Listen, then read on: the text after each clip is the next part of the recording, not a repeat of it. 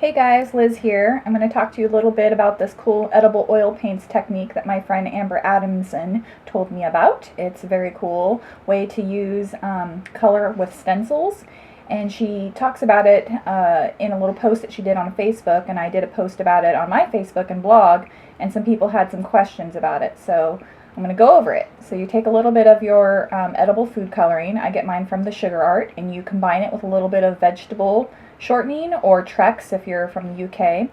No specific amounts, just the more color you add, the darker it'll be. That's kind of how it goes. Blend it together with a little offset spatula, and a little bit goes a long way. So I probably would start off with maybe a teaspoon's worth of vegetable shortening and combine it with your dust and go from there if you need more, but I mean this is going to be plenty. And as you can see, it's a nice vivid red, very dark color, very nice to have, where you can't always do that with royal icing. And I am attaching my stencil to my little dummy cake here for display purposes.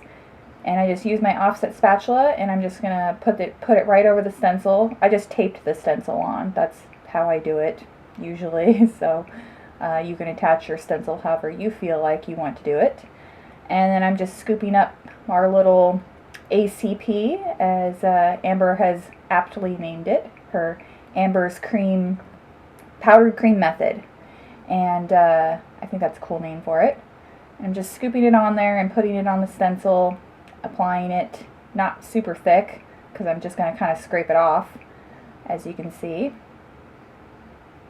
And this is the part where people have been confused about, where it's like, what do they mean to buff it off? And what I mean is by taking a little facial sponge or paper towel or something and just dabbing off the excess shortening and color and stuff.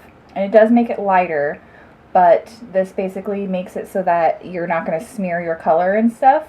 Eventually it will dry and it's not going to smear around it, but I would treat it just like buttercream, where you don't want to handle the sides of your cake until it's had time to really soak into the fondant, but it will dry eventually.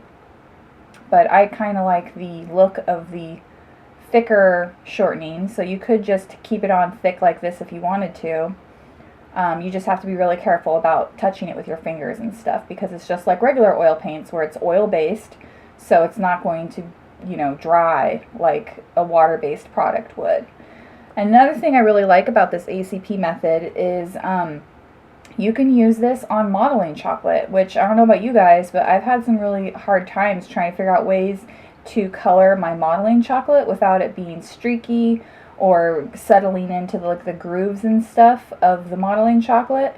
And so I experimented further with this stuff and did some painting on top of some modeling chocolate with just a brush and some different colors of the ACPs you can see here, and just experimented around with different ways to apply it. And then I applied it to my modeling chocolate face that you saw there. So hopefully you guys like it.